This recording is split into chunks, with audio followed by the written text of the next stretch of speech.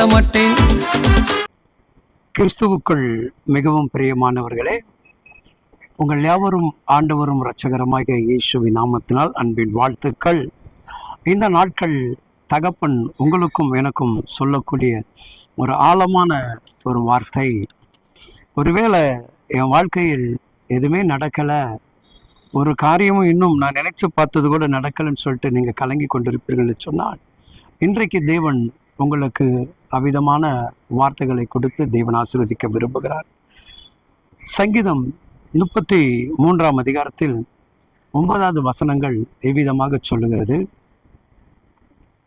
அவர் சொன்னால் ஆகும், அவர் கட்டளையிட்டால் நிற்கும். ராமேன் சொல்லுங்கள் இல்லையா? இன்னைக்கு உங்களுக்காக ஒரு அற்புதத்தை செய்ய போகிறார். இந்த 8வது மாதத்தில் உங்களுடைய வாழ்க்கையில மிகப்பெரிய அற்புதம் நடக்க போகிறது. இன்றைக்கு ஆண்டவர் கட்டளையிடுகிறார். என் அன்பு மகனே மகளே, உன் வீட்டுக்குள் ஒரு காரியங்கள் குறைவில்லாதபடி மிகப்பெரிய நிறைவை தேவன் கட்டளையிட போகிறான். பாருங்கள், ஒரு தேவனுடைய நாமத்திற்கேற்றபடி வாழ்ந்த மனிதர்கள், தன் கணவன் தேவனுக்கு பயந்தவன் என்று சொல்லி அந்த ஸ்திரீ தன்னுடைய ஊழியக்காரத்தில் சொல்லுகிறதை செய்தியை நாம் அறிந்திருக்கிறோம்.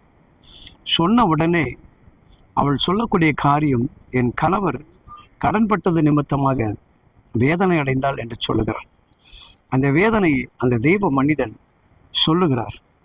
பஞ்சம் தீர்க்கும் வரைக்கும் உன் வீட்டுக்குள் ஒரு காரியம் குறைவில்லாமல் விடி, உன் தேவன் உன்னை ஆசீர்வதிப்பார் என்று சொல்லுகிறார். அது எவ்விதமான ஆசீர்வாதம் பாருங்க. ஒரு குடம் கையுடைய எண்ணெயை பல மடங்காக அவர் சொல்ல சொல்ல அது நிரம்பி வழிந்து கொண்டே இருக்கிறது. இன்றைக்கும் உங்களுக்கு அப்படிப்பட்ட தேவன் வாக்கு கொடுக்கிறார். நிரம்பி வழியும் ஆசீர்வாதமாக இருப்பீர்கள். ஆமென்.